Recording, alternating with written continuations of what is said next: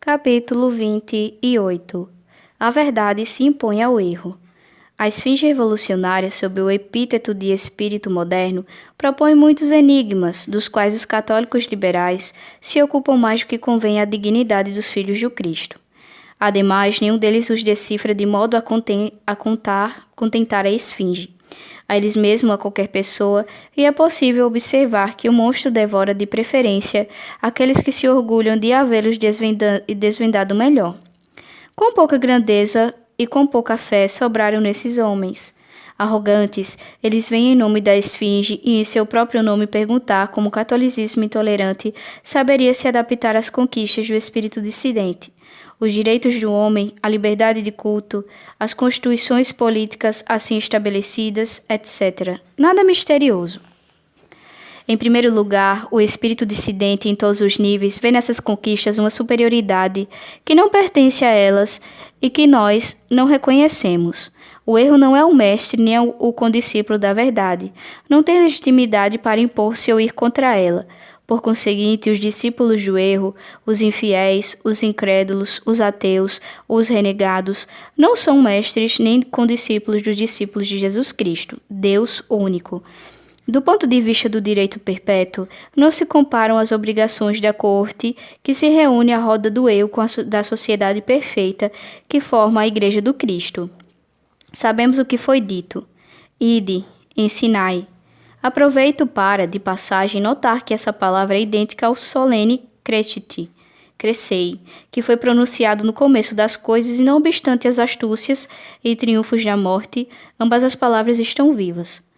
O erro não tem por direito divino lições a ensinar, nem possui o direito divino de crescer e multiplicar. A verdade pode tolerar o erro deve liberdade à verdade. Em segundo lugar, tendo os partidários do erro assumido o controle e entronizado no mundo aqueles pretensos princípios que são a negação do verdadeiro e, por conseguinte, a destruição da ordem, nós os deixaremos com esses falsos princípios, até que tenham enjoo deles ou morram. Nós aguardaremos as verdades de que vivemos. Em terceiro lugar, quando chegar ao tempo, quando a provação terminar e o edifício social precisar ser construído, segundo as regras eternas, seja amanhã, seja daqui a séculos, os católicos organizarão as coisas como se fossem para eles. Sem se preocuparem com quem queira permanecer na morte, promulgarão as leis da vida. Elevarão Jesus Cristo ao seu devido lugar, e ele não será mais insultado. Educarão as crianças no conhecimento de Deus e na honra aos pais. Preservarão a indissolubilidade do casamento e, ainda que os dissidentes tenham maus casamentos, seus filhos os terão bons. Imporão a observância religiosa dos domingos para o bem da sociedade como um todo, deixando que os livre-pensadores e os judeus celebrem por sua conta as segundas-feiras ou os sábados. Aqueles a quem essa lei atrapalhar ficarão atrapalhados, já não se poderá recusar o respeito ao Criador e ao repouso da criatura para contentar um punhado de maníacos cuja agitação faz, de modo tão tolo e insolente, todo um povo cair no pecado. Além disso, seus lares serão, como também os nossos, mais sólidos e seus campos mais fecundos. Em suma, a sociedade católica será católica, e os dissidentes que ela há de tolerar conhecerão sua caridade, mas não quebrarão sua unidade. Eis o que se pode, da parte dos católicos, responder à esfinge, e essas palavras hão de matá-la. A esfinge não é invulnerável. Temos todas as armas necessárias para combatê-la. O arcanjo derrotou o rebelde, não com armas materiais, mas com estas palavras: Quis ut Deus. E Satã caiu atingido em cheio por um raio de luz. Capítulo 29. Quarta objeção. É bom estar em paz com todos. Resumindo, o Partido Católico Liberal aceita a ruptura entre a sociedade civil e a sociedade de Jesus Cristo. A ruptura lhe parece boa e ele a quer definitiva. Acredita que com isso a Igreja conquistará a paz e mais tarde chegará mesmo ao triunfo. Todavia, as perspectivas de triunfo são todas dos católicos, intolerantes, por isso só falam delas em voz baixa. Limitemo-nos à paz. Por certo, já que não pode ser suspeita de obedecer a Roma, a Igreja liberal, a Igreja que é toda de seu tempo, tem de parar de irritar ou amedrontar os espíritos generosos que finalmente resolveram cauterizar o câncer pontifical. Daí então, por que não ganhariam os católicos, agora semelhantes a todo mundo, o benefício de serem desprezados? Eles serão desprezados e viverão em paz. Poderão se dedicar tanto a seus cultos quanto a seus outros negócios. Le Siècle não bradará mais contra o clericalismo do pároco de São Sulpício, como não brada contra as ovelhas liberais do pastor Coquerel. A esperança de ser nada, praticamente nada, para viver em paz com todo o mundo, pode parecer mais que modesta.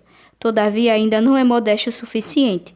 Mesmo que os católicos liberais conseguissem suprir todos os católicos, quer pela sedução, quer pela compreensão, afirmo que nunca serão desprezados tão perfeitamente como eles desejam nos desprezar. Algumas reflexões vão convencê-los da solidez dessa predição e forçá-los a julgar por si mesmos a ilusão de que se deixarão envolver.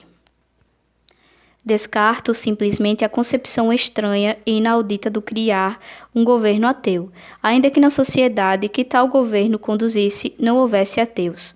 Calo-me ante a dureza que quer tirar dos povos a equidade, a mansuetude e o respeito ao cetro cristão, de modo a que nunca mais possam ter reis santos. Não vou insistir sobre o desdém das escolas em relação aos ensinamentos históricos e religiosos que condenaram a indiferença entre o bem e o mal. Os governos consideram essa distinção absolutamente quimérica. A ilusão dos católicos liberais vai mais além. Ela não só tem o poder de falsificar a história, a Bíblia e a religião, de pintar com falsas cores a natureza humana, mas também o de impossibilitar a apreciação do presente, bem como o conhecimento do passado e a perspectiva do futuro. Eles não conseguem mais ver o que se passa, não escutam mais o que se diz, não sabem mais o que eles mesmos fizeram, enfim, como a tudo mais, desconhecem o próprio coração. Capítulo 30. A Revolução também despreza os liberais. É evidente que os liberais não cristãos, todos eles revolucionários, não gostam dos católicos liberais tanto quanto não gostam dos outros católicos. Eles o dizem sem disfarces, sempre e de todos os modos. O Siècle publica reiteradas declarações que não deixam margem a dúvidas e que de certo encontram eco. Chega de cristianismo. Acabamos com esse problema. É o grito da revolução nos lugares onde ela é dominante. Aliás, onde na Europa ela não é dominante. Nenhum revolucionário protestou contra os rugidos da besta fera de um Garibaldi, contra as teses mais friamente imortais do Sr. Quinet, exigindo que o catolicismo seja sufocado na lama, contra a impiedade inepta dos fanáticos que se associaram para recusar os sacramentos. Por outro lado, até agora nenhum grupo, nenhum insígne revolucionário se converteu por causa dos programas, dos avanços, dos afagos e, é preciso dizer, ó céus, das fraquezas dos católicos liberais. Debalde renegaram os irmãos, desprezaram as bulas, explicaram ou desdenharam as encíclicas. Tais excessos lhes valeram elogios vazios, encorajamentos humilhantes, mas nada de adesão. Até agora não se encontrou pórtico de entrada para a capela liberal, mas parece que nela há uma saída da Santa Igreja. Continua a exploração de ódio no campo liberal não cristão, à vista do mundo. Ela acende uma espécie de furor contra a Igreja e também contra a simples ideia de Deus. Esse furor se manifesta em uma emulação geral entre os chefes dos partidos que governam atualmente a Europa, para quebrar qualquer tipo de união entre o homem e Deus, entre os cismáticos, os heréticos, os infiéis, por menor que seja seu contrato com a civilização. Em todo lugar, despojam a Igreja. O Estado muçulmano tem a posse dos bens das mesquitas, como outrora o Estado cristão tinha das propriedades eclesiásticas. Deus não deve possuir nenhuma parcela daquilo que criou, não importa sob qual nome ou a que título. Eis o mundo onde os católicos liberais pensam que vão encontrar defensores, guardiões, probos e devotados à liberdade católica. Capítulo 31. O inútil acordo com o erro. Não é que eu lhes prometa a própria experiência. Podemos falar dela, pois a fizemos juntos, em um mesmo esforço, em um mesmo sentimento. A experiência foi longa. Aquela época nos parecia a nós tão favorável quanto nos parecem contrários os dias atuais. Não obstante o pequeno número, nossa união nos fortalecia. A Constituição reinante obrigava a que contassem conosco. Ela nos favorecia de modo tal que nos sentíamos agradecidos. Fazia-nos promessas em que desejávamos acreditar e que nos comoviam mais que suas recusas. Quem desejou tanto que a carta fosse uma verdade, quem a ela se dedicou, quem a esperou com mais ardor e sinceridade. Se contivesse nossos princípios contra a doutrina revolucionária, que mais poderíamos rejeitar nela? Que exigiríamos além do poder de opor a liberdade à liberdade? Não formávamos um partido isolado ou de pouca monta. À nossa cabeça havia príncipes da igreja, sobretudo um tão eminente por seu caráter e talento quanto por sua posição. Ele era o grande bispo de Langres, que acabou morrendo no cerco de Arras, amado por Deus e honrado pelos homens. Monsenhor Parises estudou o problema de acordo entre a religião e a liberdade, menos para saber o quanto a igreja conservaria para que conhecer o quanto ela poderia conceder. Um trabalho aprovado que resume o programa do Partido Católico.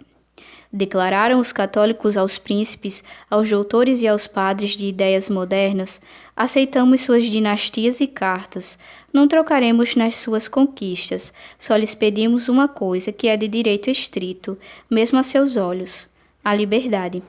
Queremos combater e convencer aos senhores apenas com a arma da liberdade. Cessem de nos submeter a monopólios, entraves e proibições. Deixe-nos ensinar livremente como fazem os senhores. Deixe-nos associar-nos livremente para as obras de Deus, como os senhores para as obras do mundo. Deixe-nos abrir entradas para aqueles homens esplêndidos e ardorosos, para quem os senhores só têm limites a impor ou comércios a propor. E não temam nossa liberdade. Ela saneará e salvará dos senhores. Onde nós não somos livres, ninguém o é por muito tempo.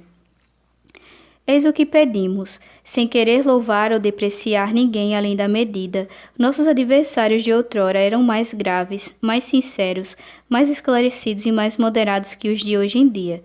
Eram eles os Guizotos, os Thiers, os Concis, os Villemens, os Broglie, os Salvandis e como cabeça o rei Luís Felipe.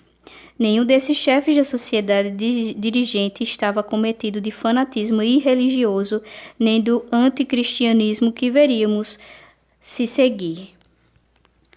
Honrosamente o provou sua atitude subsequente. Além disso, eles acreditavam na liberdade, ao menos queriam acreditar nela. Que obtivemos dessa sabedoria, dessa moderação e dessa sinceridade? Que obtivemos deles? Infelizmente, a conta é tão fácil de calcular quanto amarga de dizer. Não obtivemos nada, coisa nenhuma, que é o mesmo que nada. Sobreveio uma catástrofe. O estupor sobrepujou a razão, a justiça e a carta. Golpeados pelo estupor, deixaram-nos ficar com alguns restos, mas com que mal dissimulado desejo de reduzir ou mesmo anular esses magros benefícios. Amainou a tempestade, aqueles de nossos adversários abatidos deram sinais evidentes de conversão. Os que conseguiram se recompor parecem não se perdoar o medo que sentiram. Geralmente eles são mais hostis hoje do que pareciam antes. E nós mudamos a nós mesmos e retiramos das coisas modernas a adesão prática. E o apoio que déramos a elas, os católicos liberais o pretendem, mas trata-se de um abuso gratuito. Afirmávamos então, e afirmamos agora, que a base filosófica das constituições modernas é ruinosa e expõe a sociedade a perigos certos. Jamais afirmamos que se pudesse ou devesse substituir tais bases por outras por meio da violência, nem que era preciso impedir o uso das constituições no que não fossem contrárias às leis de Deus. Esse estado de coisas, no meio do qual nos encontramos como se estivéssemos em terra estrangeira, é um fato que independe totalmente de nós. Observamos as leis gerais que regem a vida pública. Chegamos a usar do direito de cidade cujas obrigações cumprimos, mas nos abstemos de entrar nos templos e oferecer o incenso. O autor destas páginas, se é lícito oferecer tal exemplo, durante muito tempo praticou a liberdade de imprensa e ainda insiste para que a exerçam. Contudo, não acredita e jamais acreditou que a liberdade de imprensa seja um bem absoluto. Resumindo, temos ante a Constituição a mesma conduta que todo mundo tem ante os impostos. Pagamos o imposto e pedimos que o diminuam. Obedecemos às Constituições e pedimos que as aperfeiçoem. Eis onde esbarram nossas dificuldades. Os católicos liberais sabem muito bem disso.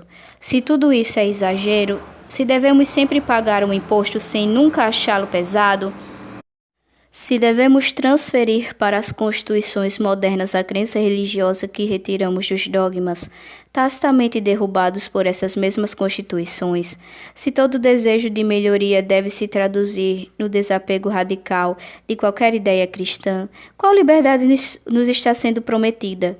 Quais vantagens os católicos liberais pretendem tirar dessa liberdade? Que será tanto a deles quanto a nossa?